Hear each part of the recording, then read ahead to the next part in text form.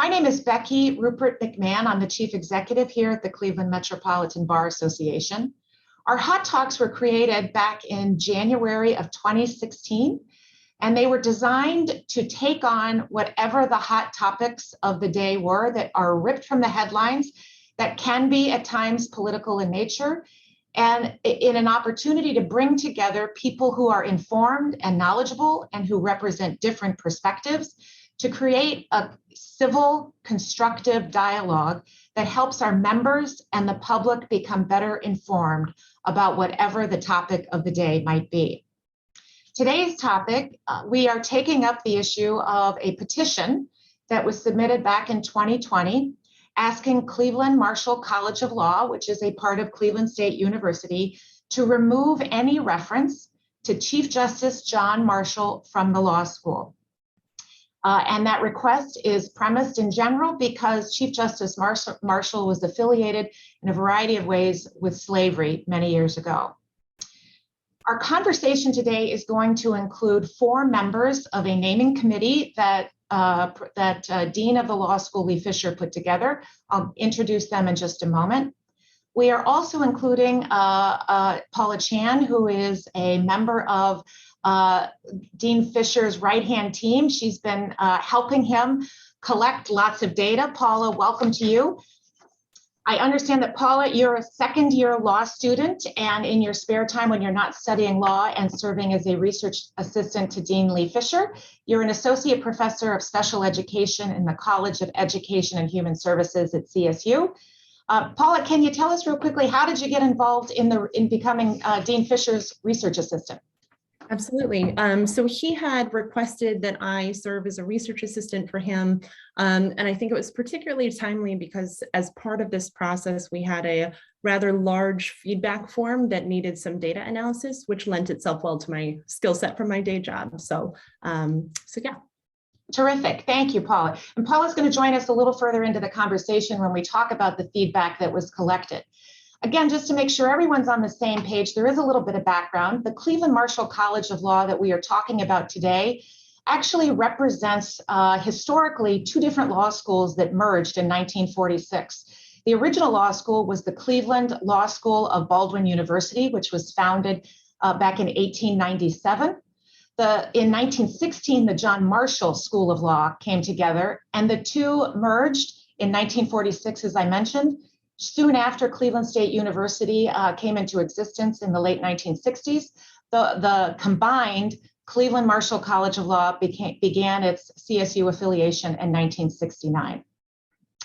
In terms of specific background that brings us to the conversation today regarding the petition that exists today to change, let me get our slides started here, to change the name. Paula was gracious enough to work with Dean Fisher to put together this background and timeline.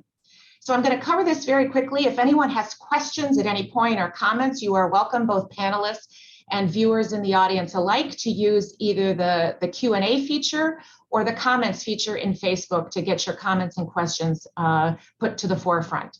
So by way of background, in July of 2020, Dean Fisher received a petition from outside the law school urging the removal of John Marshall from the school's name.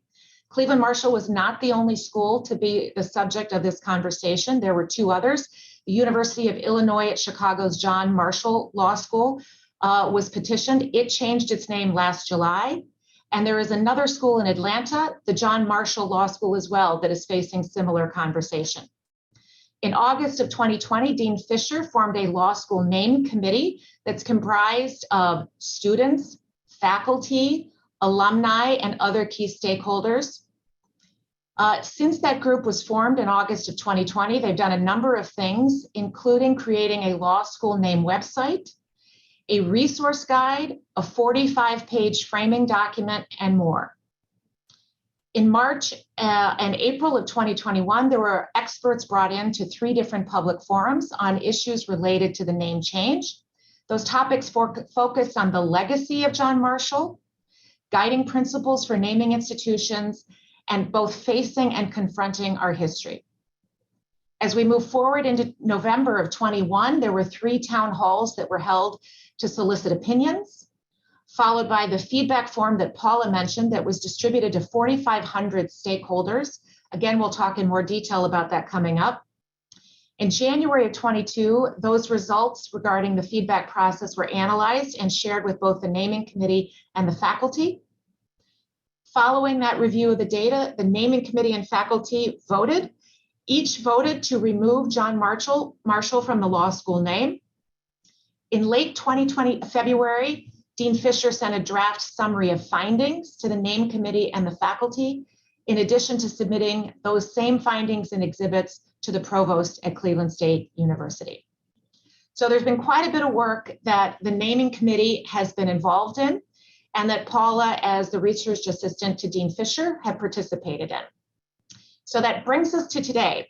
And I will tell you right out of the gate as we continue the conversation, if you are looking for additional resources regarding today's discussion and any of the background information, on Cleveland Marshall College of Law's website, which I'm showing on the screen right now, there are a number of resources that you can access directly, including just by clicking on the law school name resource guide.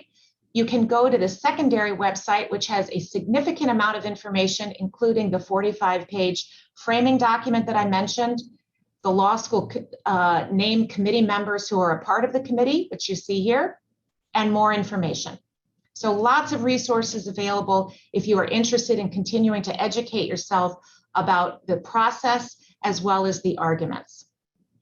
When we began the effort of bringing together today's conversation, my initial outreach went to Dean Lee Fisher, only seemed right, to invite him to participate in the conversation. While he declined, he identified several members of the name committee that he thought would be great additions to speaking about the various arguments. And that's where today's speakers come in. In addition to Paula, who, as I already mentioned, is both a faculty member at Cleveland State and then also a law student at Cleveland Marshall. We also, I will note, we did invite other representatives of the student body to participate in today's conversation, including the president of the SBA, the president of the Black Law Students, and other organizations. Unfortunately, we timed this conversation to come just before the Board of Trustees meeting that is happening on Thursday of this week, where we thought the issue of the name change was coming up. We've now learned that it will not be placed on the agenda for Thursday's meeting. But this is spring break for the law students. So hopefully lots of law students are decompressing and taking off to enjoy time away. So that brings us to the beginning of our conversation of substance. It's my pleasure to introduce two members of the naming committee who will speak in favor of changing the name. The first is the Honorable Ronald Adrine, who after 36 years of serving on the Municipal Court, the last 9 of which were serving as administrative and presiding judge, has gone into what we call retirement, which I always put into air quotes because I don't believe it. I know that he is continuing to do great work with the law school, with our Bar Association and elsewhere. And he is representing for the name change position, not only because of his incredible experience, but also as a proud graduate of the college, the Cleveland Marshall College of Law in 1973. Welcome, Judge Adrine. Joining Judge Adrian on the case in favor of changing the name is another Cleveland Marshall College of Law graduate, Terry Billups. Terry's first career was as a collegiate and then NFL football player, who then hung up his cleats and found his way to the Cleveland Marshall College of Law. He's been in private practice for the balance of his legal career, including becoming the founder of the Billups Law, where Terry specializes in defense work in the labor and employment arena, disability law, higher ed, and K-12 school law, among other areas. So with that, by prearrangement, I'm going to turn it over to both Judge Adrian and Terry Billups for the next 10 minutes.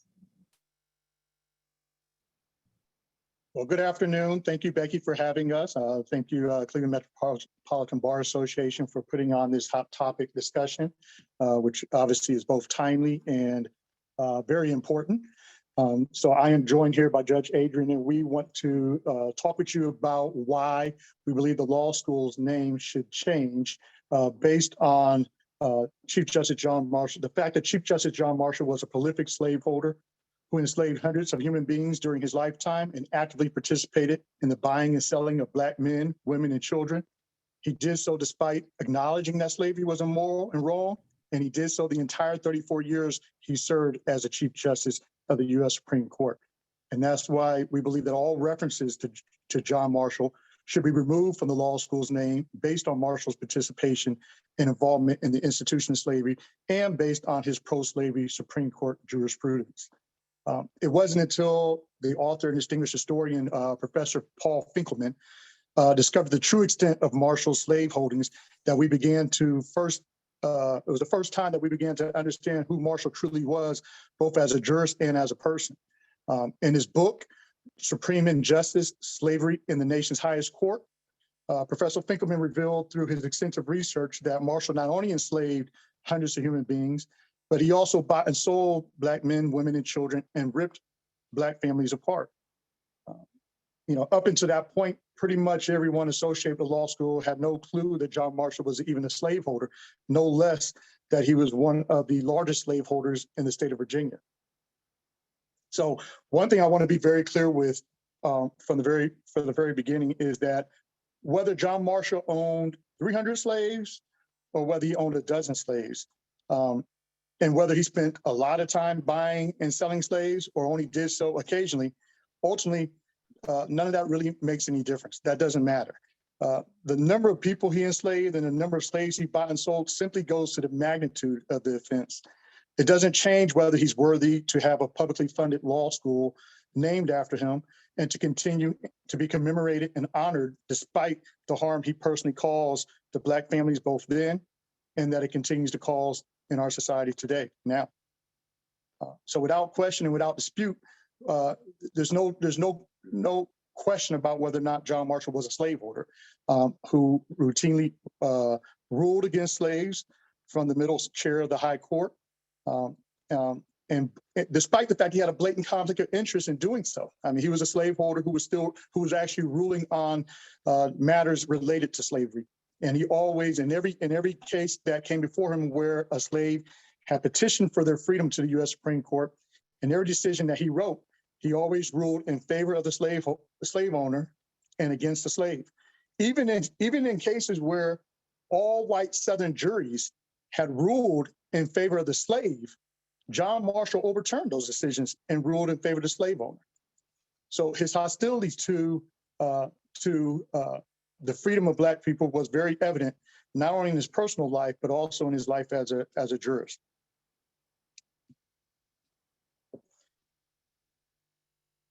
It also makes no difference whether he bought and sold slaves to pay off his son's debts or whether he bought and sold slaves to build up his wealth and fortune.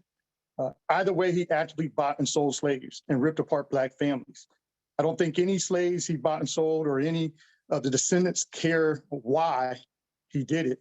I'm sure Edie and Harry didn't care, neither did their parents.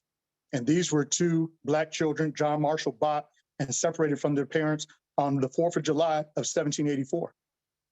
So you might hear in later discussion from Professor Forte about the reasons why John Marshall may have participated in slavery or about whether or not we should look at and evaluate John Marshall based on the values and times that we are in today versus the values or times that took place during John Marshall's time. And what you'll see is that, one, we had, as you had mentioned earlier, we had several panels of experts. We conducted 3 different public forums, and we had some of the country's top leading experts on issues related to John Marshall, on issues related to how institutions, what factors institutions should look at when naming an institution or when considering whether to change the name of an institution. And every one of the experts all agreed, all of them, that when you're looking at an institution and whether, when you're looking at some historical figure that's controversial and whether or not the change in the name of an institution, you have to evaluate that individual based on the current times and values, based on the mission statement, based on the values of the institution today. And so when you do that, clearly, when you look at the motto of the law school of being learn law, live justice, John Marshall didn't live justice. He enslaved people despite the fact that he knew and acknowledged that it was immoral. And his pro-slavery jurisprudence furthered that fact because he had the power and the pen to rule that slavery was unconstitutional, and he lacked the courage and the fortitude to do so. And by refusing to do so, he'd also continued to build his wealth on the backs of Black slaves.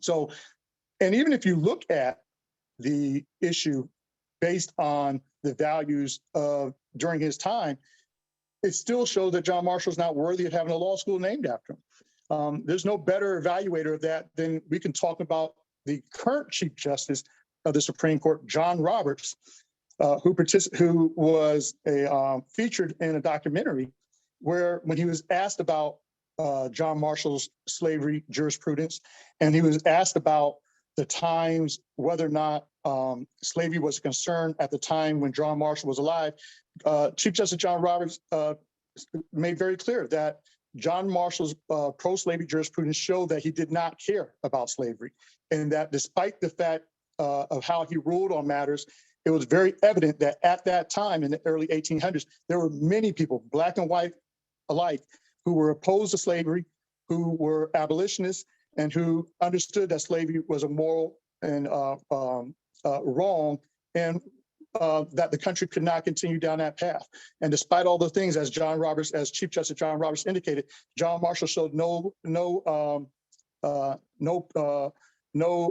clear understanding of the fact that he was in the power and ability to change the laws and to make it clear that slavery was unconstitutional. Judge Adrian, do you want to add anything there? Yes, just a couple of things. One is, when I started it at Marshall, it was 1969, and that was the same year that the school merged with Cleveland State. So in reality, this is not new. The name was changed, obviously, to add Cleveland State to the law school at that juncture. As Becky has already pointed out, the law school has been around in one form or another since 1897. There have been a couple of name changes that have taken place since then. So when we're talking about name change, in and of itself, that's not a big deal.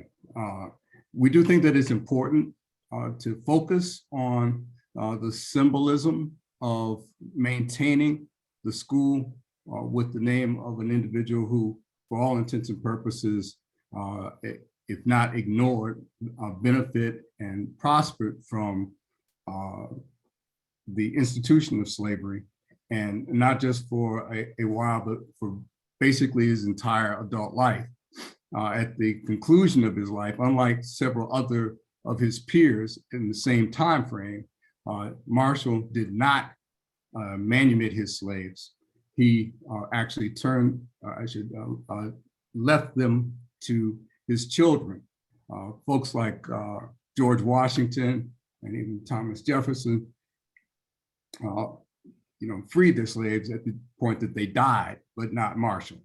The bit that we were talking about with regard to his jurisprudence suggested that for the most part, and in the main, he really supported the institution of slavery, and he did have the ability to do something. Otherwise, if we keep it in the context of the history then, that's fine, but we need to really make this decision based upon the values of today, not the values of that time. And other institutions that have done this exact same exercise basically have ended up making those decisions based upon their current values and the values that they want to move forward into the future. And elaborating on what Judge Adrian was just saying there about when you look at some of the other founding fathers, many of which attempted to redeem themselves, at least at some point in time in their life or upon their death, in freeing their slaves. And a great example of that would be Benjamin Franklin, for example. At the end of the American Revolution, Benjamin Franklin freed all his slaves. He became the president of the Pennsylvania Abolitionist Society, and he later specified in his will that his estate would only pass to his heirs if they also freed all their slaves. Chief Justice John Marshall, on the other hand, he didn't free a single slave. And the ironic part about it all was that he was a member of what was called the American Colonization Society, who he was okay with slave owners freeing their slaves, but only if they were going to send them back to Africa. He was fearful that if slaves were freed, that they would all revolt and go and kill their former slave masters. So he at no point in time during his life showed any redemptive values as it relates to his position with slavery. Terry, thank you. I'm going to interrupt you. I only because we agreed in advance that we would give each side an opportunity to take 10 minutes. So we've hit the 10-minute plus mark. So we'll come back. There'll be further opportunity. Before I introduce our next two panelists, let me remind everyone we are taking questions. So feel free to put your questions in the chat. We've already had several come in. A couple of them relate to data. Why don't we survey? Surveys were conducted after we hear from our next two panelists. A section after that will be devoted to reviewing the data that has been collected from various stakeholders. So we will get to data, but keep the questions coming. Okay, now two other members of the name committee at Cleveland Marshall who will be speaking in favor of retaining the name Cleveland Marshall College of Law. First, allow me to introduce Professor David Forte, who is a professor at Cleveland Marshall College of Law. He holds degrees from Harvard College, Manchester University in England, the University of Toronto, and Columbia University. He was the inaugural holder of the Charles R. Emmerich Jr. Calfee Holter and Griswold Endowed Chair at Cleveland Marshall, and he is, my words, an expert, so he does it all. He teaches, he writes, he speaks on a variety of topics, including constitutional law, First Amendment, Islamic law, the rights of families, and more. He is also an author and is an editor of several volumes of really important works, including one I wish I had had in law school, The Heritage Guide to the Constitution, a clause-by-clause analysis of the Constitution of the United States. Professor Forte, welcome. Joining Professor Forte as another member of the naming committee is Jim Sammon, who is a partner with the law firm Kohrman, Jackson, and Krantz. Like Terry and Judge Adrine, Jim is a proud graduate of the Cleveland Marshall College of Law. He has devoted nearly 25 years of experience as a litigator, serving a wide range of companies and individuals. He calls himself a generalist and handles cases ranging from contract and lease disputes to legal ethics and legal malpractice. I would be remiss if I didn't also say that Jim this week is very busy. He is very active in the Irish American community and his alma mater, St. Ed's. As president of the Irish Civic Society, Jim has marched at the head of the line at the Cleveland St. Patrick's Day Parade since 2008. I looked it up, Jim. It's been since 2008, so we will look for you again this coming Thursday, St. Patrick's Day at what is it, 105? 105 when the march starts off. So coming back to today's conversation, Jim and Professor Forte, I give the floor to you. Thank you so very much. Glad to see our colleagues, Judge Adrine and Terry again. It's hard to think of a man, a lawyer or a judge, except perhaps Abraham Lincoln, who gave more to his country and to the generations who followed him than John Marshall. He fought for independence and was wounded in the Revolution. In the Virginia Ratifying Convention, he turned aside the arguments of Patrick Henry. As Secretary of State, he pressed recognition for Saint-Domingue, led by Touvent Louverture, a freed slave, a slave revolt leader of that new country, which eventually became Haiti, against the objections of the Virginians, Thomas Jefferson and others. He fought for he preserved the court's independence against Thomas Jefferson's attempt to take away judicial review. He limited the president's power in the Adam Burr cases. He extended the power of the national government in order to deal with national problems. He was able to have the government deal with economic problems and diplomatic problems that they wouldn't have had if Thomas Jefferson had appointed in his stead. And in 1916, David C. Meck, Alfred Benesch, and Mr. Culleton formed the John Marshall College of Law, John Marshall School of Law. And they chose his name for a number of reasons.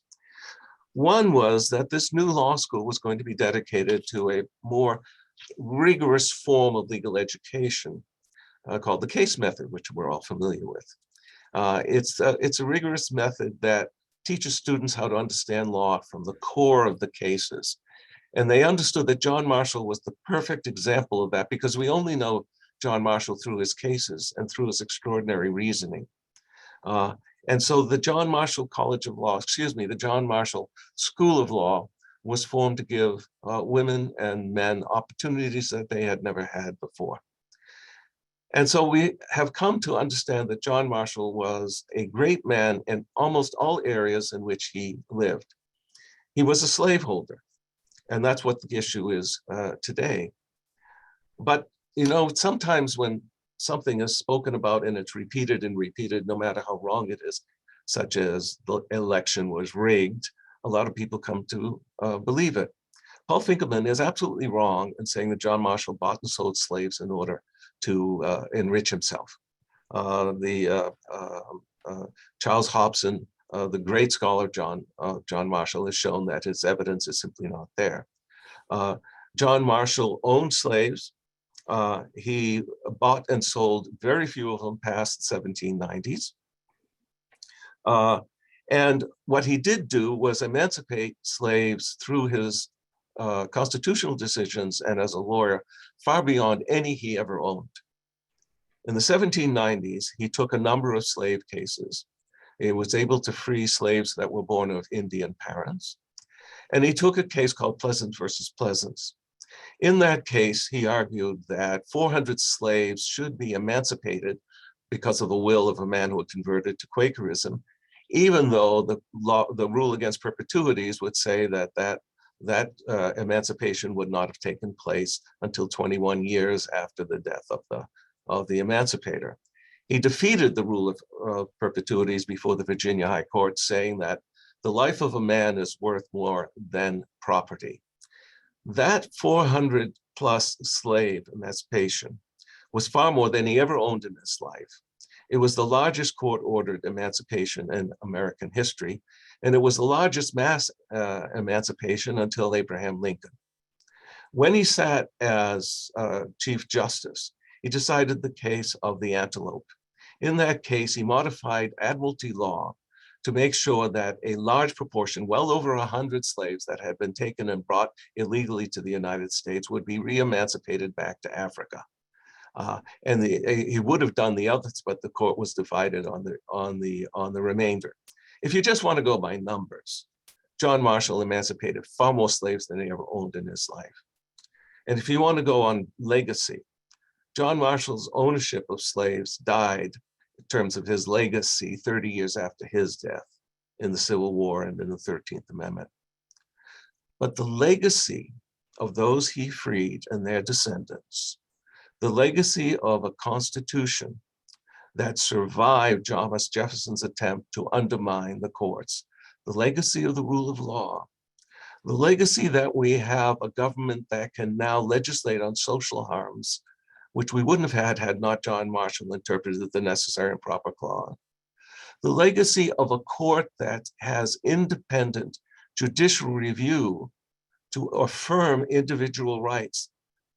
The legacy of a country, for John Marshall grounded the Constitution over and over again against Thomas Jefferson and against Calhoun and against others who said that the Constitution was a compact of states. He grounded that Constitution in the will of the people, something that Abraham Lincoln could make use of, without which secession would have had far more of a constitutional warrant. He preserved the Union in the deepest sense.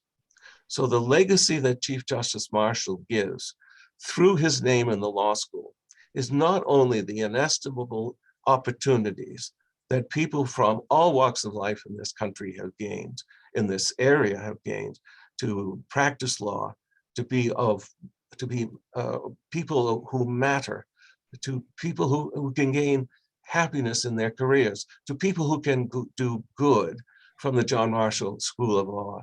That legacy is here not only in what the John Marshall School of Law has given to its graduates, but in the country that John Marshall has given to its graduates. That country would not have been here in the shape that it is, rectifying social harms, had John Marshall not sat on the bench. Thank you. Thanks. I'd like to follow up on what Professor Forte said, and obviously his scholarly nature, it can't be refuted. I think everything that we're talking about here, for the record, I'm an alumni. I'm a legacy alumni. I say third generation. My father went to Marshall. My oldest brother, I'm the 10th of 10. I went to Marshall, and the only good thing I got out of law school was my wife, Jennifer, and I graduated in 1994.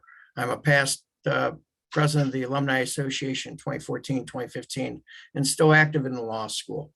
I don't think John Marshall can be wrapped into the bow and gift that the other side, I guess you would say, believes. This is not a person that, this is not a Confederate general with a statue in the North that was put in 1910 or 12 or whatever the various reasons are for those statues that have been taken down.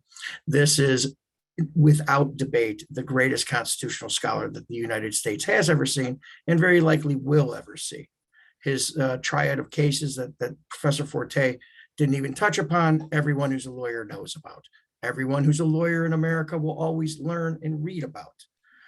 There's no manner in which you can teach constitutional law without spending at least a day, if not a week, on Chief Justice John Marshall. He's the longest serving justice.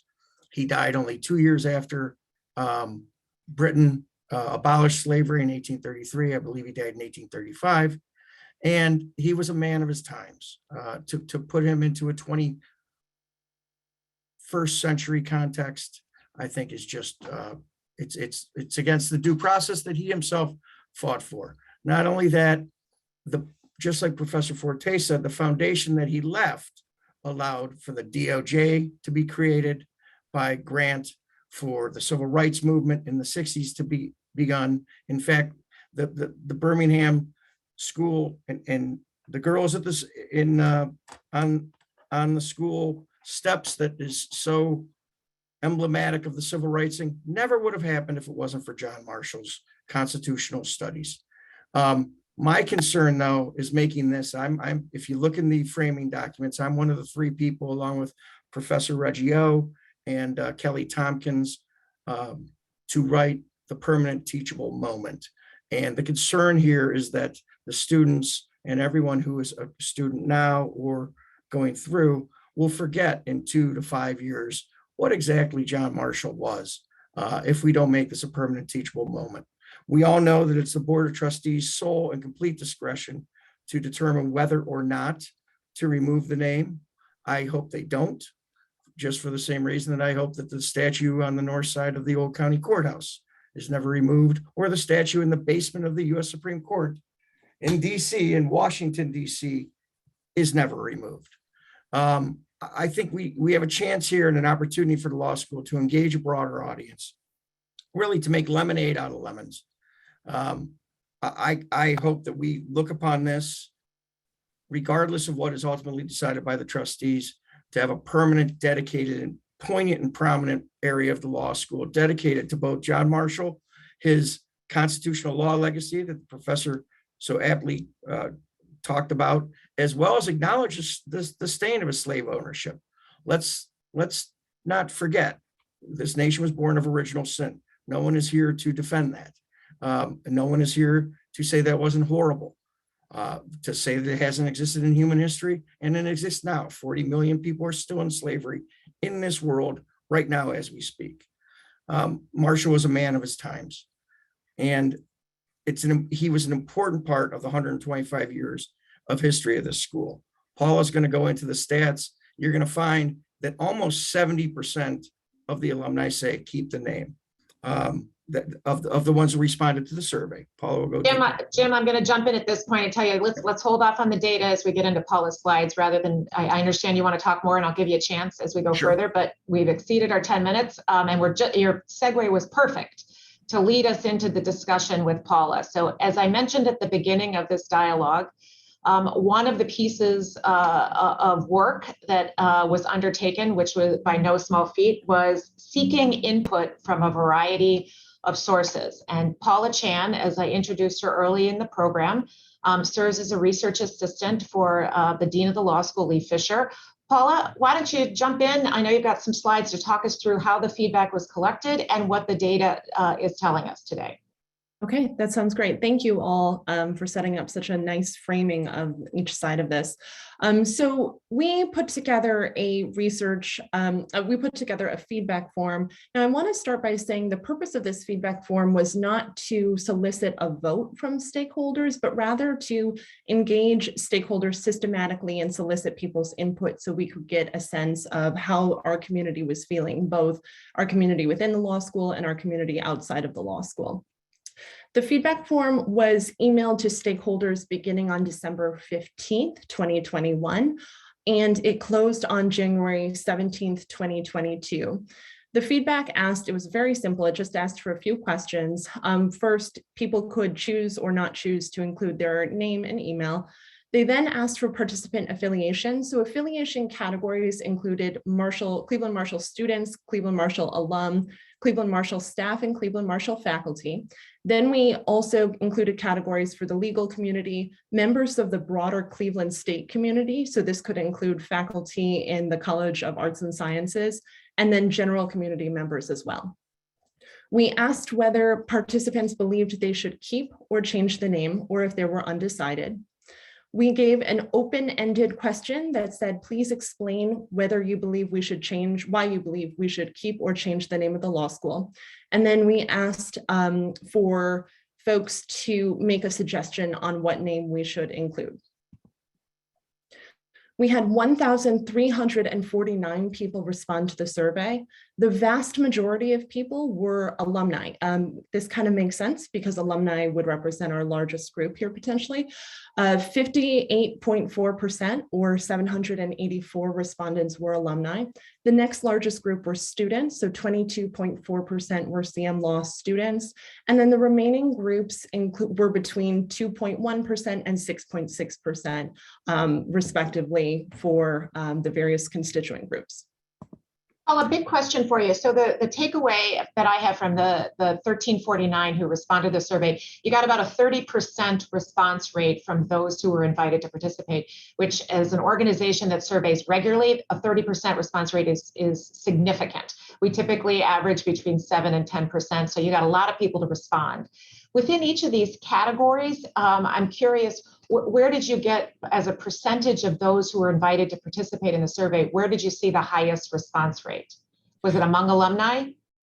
So that's a great question, Becky. It's really difficult to break that down because we saw it was sent to a list of 4,500 people on Dean Fisher's mailing list. However, once it got sent out, it's hard to know where it went. So for example, there was a student organization, Students Against Marshall, who are actively advocating for the name change. And I know that this link to the name change was posted on social media sites. And so theoretically, students at other organizations could be weighing in as well.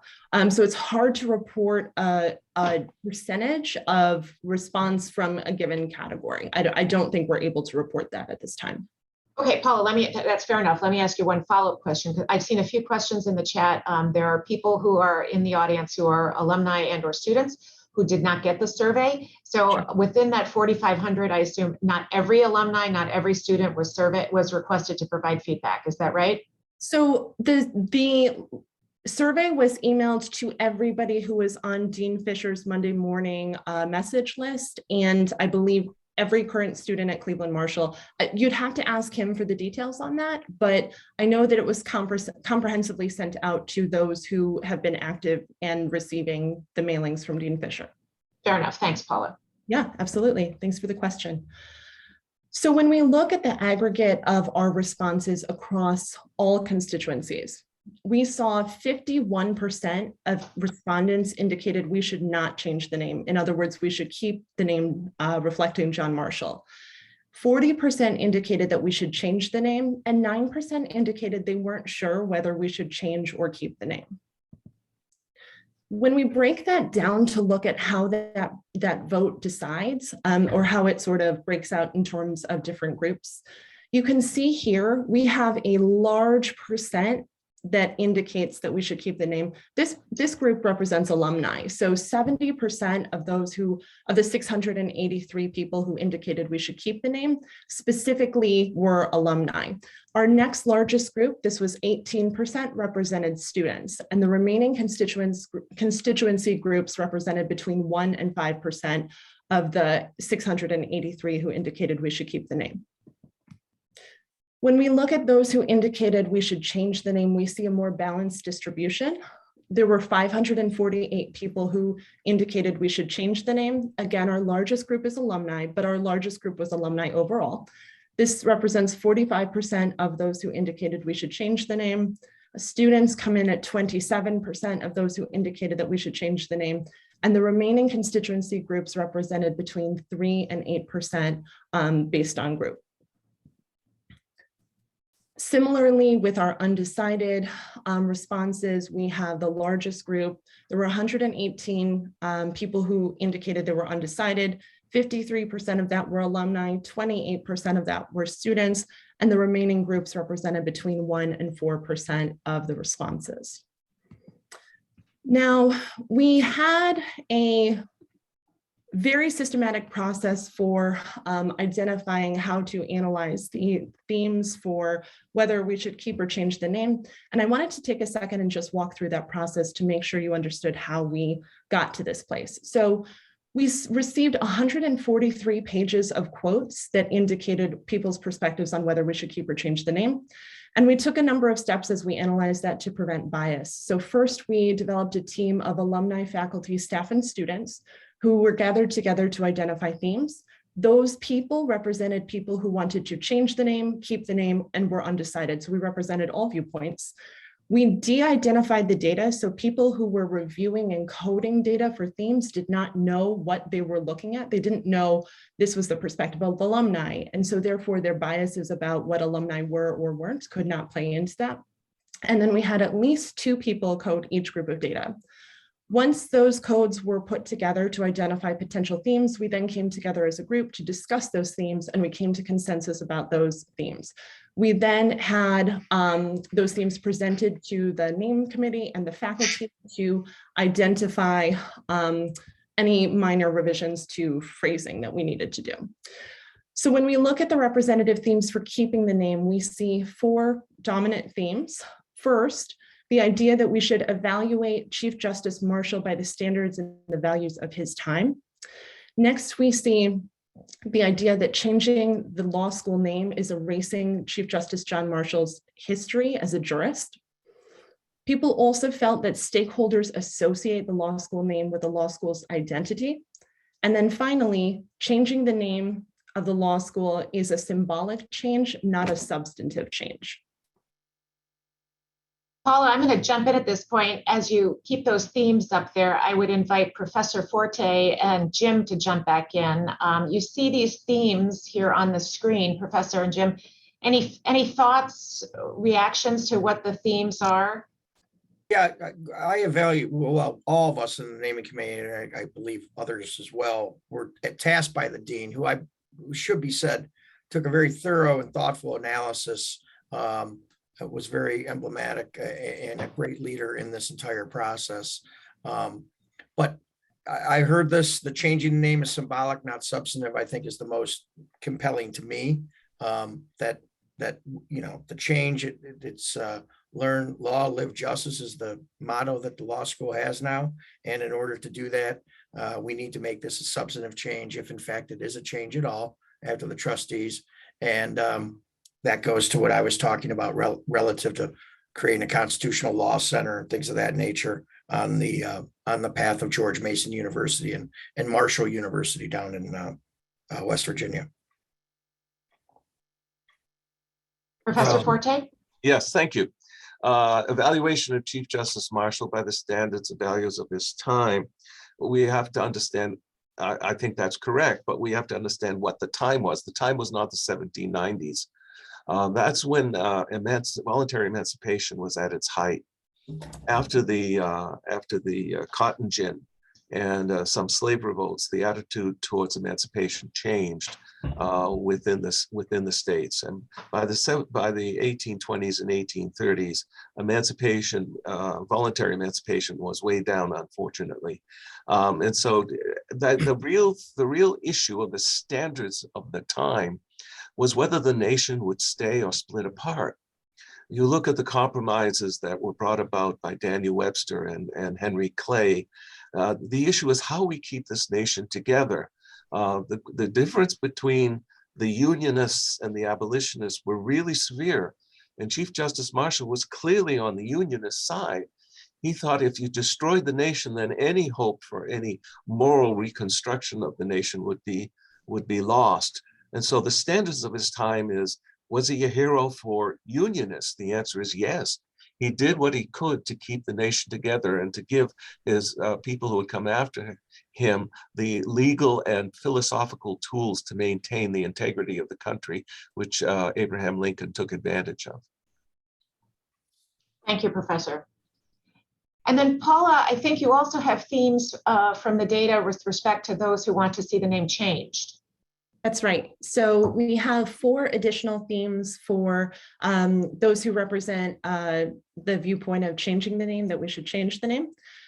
And many of these themes actually kind of represent a similar idea to those, except the opposing side to those that we saw earlier. So first, we saw a theme that we should evaluate Chief Justice Marshall by present day standards and values rather than the values of his time. We also saw the idea that if we were to change the law school's name, it's a way of facing Chief Justice Marshall's history as a slave owner.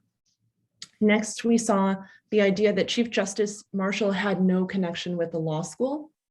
And finally, we must consider the unique impact that the law school name has on people of color. Great. As I did before, I'm going to invite Judge Adrian and Terry to jump in. Thoughts or reactions to these themes from the data? Yeah, let me start by saying, you know, I just always feel real curious as it relates to how people who are part of the majority seem to dismiss the impact that having had your ancestors enslaved has had on the trajectory of your entire race over the history of the United States, and how by engaging in this kind of, I don't know, I can't say nihilism, but not willing to be able to understand that has really prevented progress, and that the ongoing racism of people in power over the course of 200 years, we have just recently gotten to the point where we have been free as long as we were enslaved. And Marshall had the ability to take this to a place where it started a trajectory down from that. You know, the United States was built in major part on the backs of African Americans who were enslaved. And as a result of that, those people and their progeny have been behind the curve ever since. For people to say, oh, you know, you're trying to cancel our culture, that even if that were true, it would be at the expense of canceling our culture by not speaking on what has happened to us over the course of that time frame, and how that can be discounted. Really, from my perspective, is one of the things that we're talking about here. We need to focus on the fact that John Marshall was in a position to make a difference, and he elected not to, and that his fortune and the fortune of the United States was really tied in maintaining this horrific institution that not only killed innumerable people just getting from Africa here, but while they were here. Marshall was part of the problem. You cannot separate him from that simply by saying that he did great things. If he had done great things, but he also did horrific things to cause millions of people to remain in slavery, I think that he's not really entitled to the eponym being having our institution named for him. And just to add to that, Yeah. as you know, we had expert panelists, and one of the leading experts on this particular issue, dealing with how the commemorations to slaveholders, Confederate soldiers, the effect it has on the psyche of Black men, women, and children, was Dr. Ashley Whitson, who spoke in one of our public forums. And she talked about oftentimes lost in these conversations are the real world effects of the emotional and psychological harm these slaveholder and Confederate commemorations have on the mind, body, and soul of Black students, faculty, staff, and alumni, and other people of color in the local community who must encounter these symbols of racism, oppression, and slavery on a daily basis. These racist commemorations inflict cultural and structural harm on the descendants of slaves and have an undeniable toll on the psyche of Black men, women, and children. So when you ask a student, a law student, to enter into a building, a Black law student to enter into a building day after day after day after day, and the building is named after a slaveholder who may have enslaved their own ancestors, it is unfathomable that you can think that that does not have an effect on the psyche of Black men, women, and children today, not just back then, but today.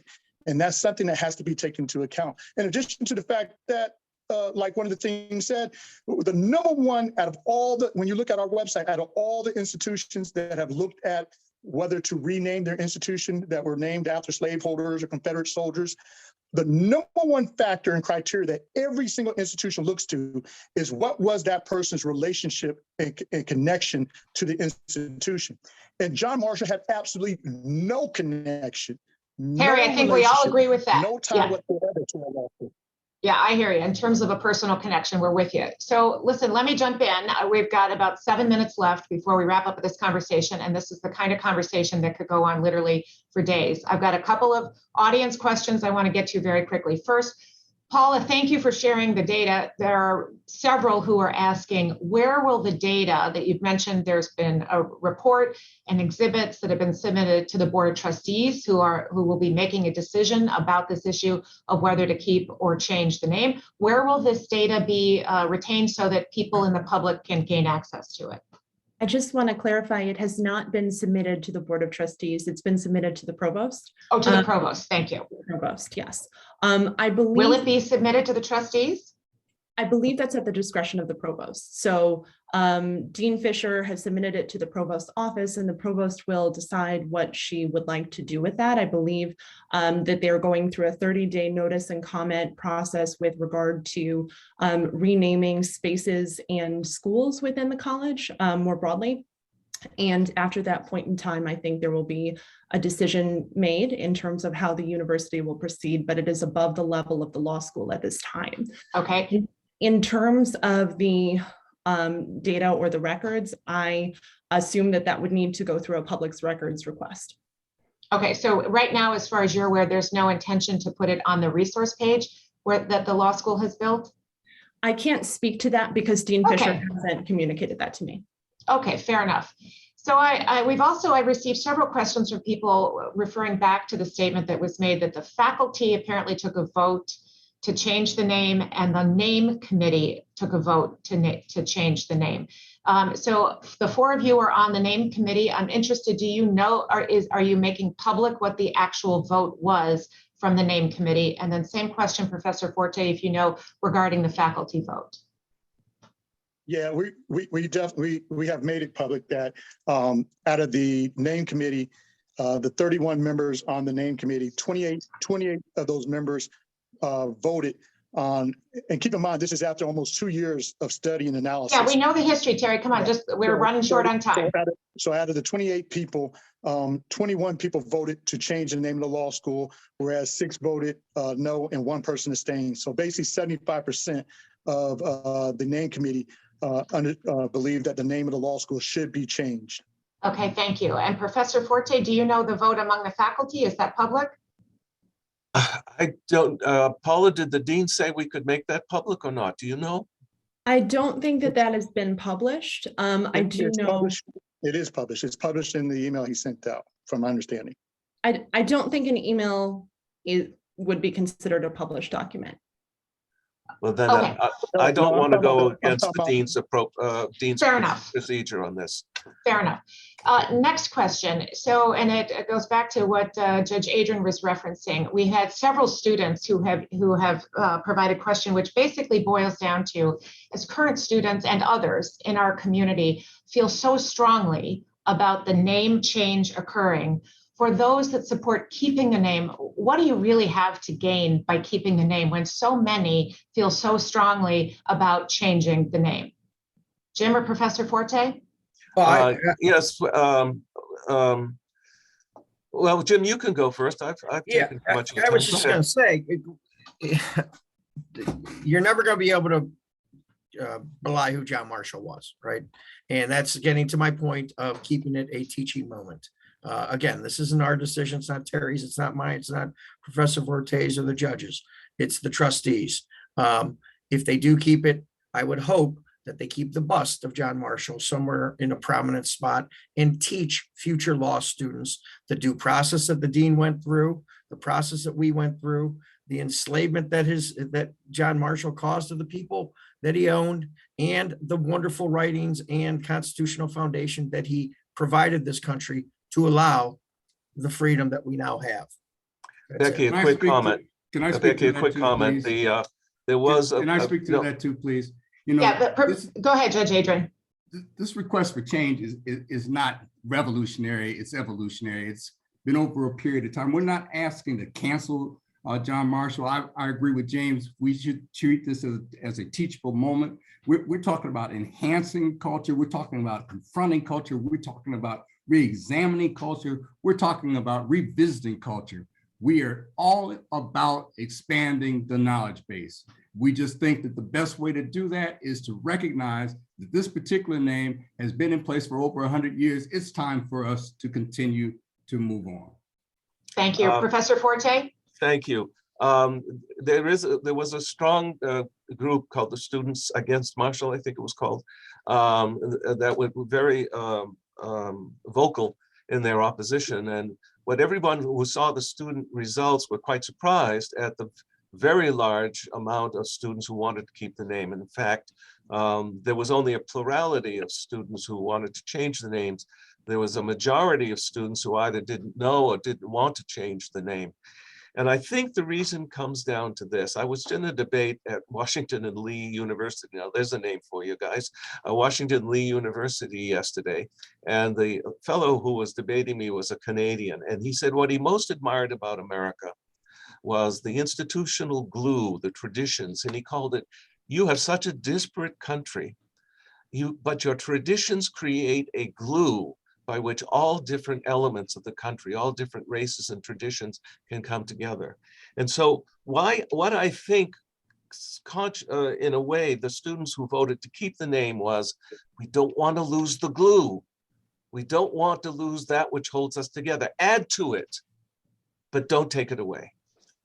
Thank you, Professor Forte. I'm sure that there are some students who would reflect that statement. I'm sure there are others that probably think a little differently, but I appreciate your summarizing. So let me ask you a process question. What is we understand that the Board of Trustees will take this issue up at their May meeting. What is your understanding about discussions of, if there were to be a name change, what a successor name might look like? I've seen several questions. We don't have enough time to go into the weeds on who that name might be, but what is your understanding, anyone, from a process standpoint? Will it be an up or down change the name? Wholly up to no, we have not made a recommendation either way as to any name, any subsequent name or anything like that. There are some potentials in the document, in the framing document, but it's completely and utterly up to the Board of Trustees. If I'm not mistaken, Ron, Terry and Ron, I think the consensus was that if the trustees decide to drop Marshall's name, we're going to go through an independent evaluative process of whether there will be a new name. Am I correct? Well, Yeah. that was what we wanted, but that's not necessarily what the trustees are doing. So basically, the school, the university, not the law school, but the university has put in place a process to create a new policy on how to change a name of a college or a building. And through that process, the Board of Trustees will take a vote on whether to adopt that policy. And at that point in time, they will also be able to determine whether or not to keep the name of the law school, to change the name of the law school, and if so, what to change the name of the law school to. Whether or not they invite us back as a committee to help weigh in on what a new name should be, I don't know whether or not they're going to do that. That was our thought process and what we were hoping for. And really and truly, we weren't talking about necessarily our committee coming back to weigh in on that part. Our charge was to address the question, should the name be retained? And we did that, and we provided them a lot of information on both sides of the issue as well as alternatives.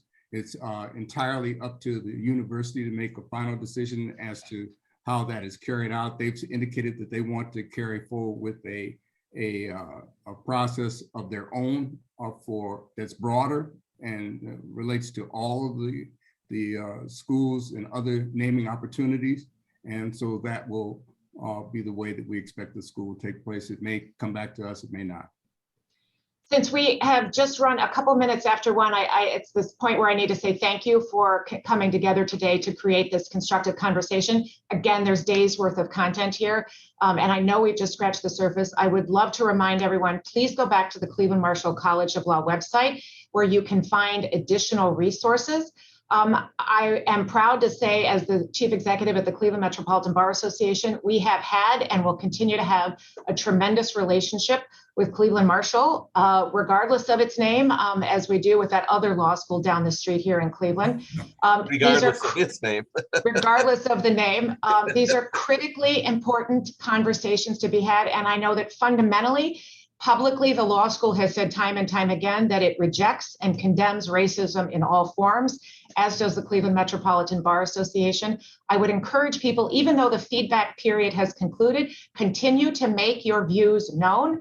There are a variety of different ways that you can weigh into this conversation. Again, the Board of Trustees will not be taking this issue up until they meet in May. So there's plenty of opportunity for people to continue the conversation. My thanks to the panelists, Paula, Judge Adrian, Terry, Jim, and Professor Forte. Thank you for making time today, and we look forward to talking with all of you in the future as this continues to evolve. Have a great afternoon, everyone. Good to see you, Thank you, Judge. Becky. Good to see you, Terry. Take care, everyone. Thank you.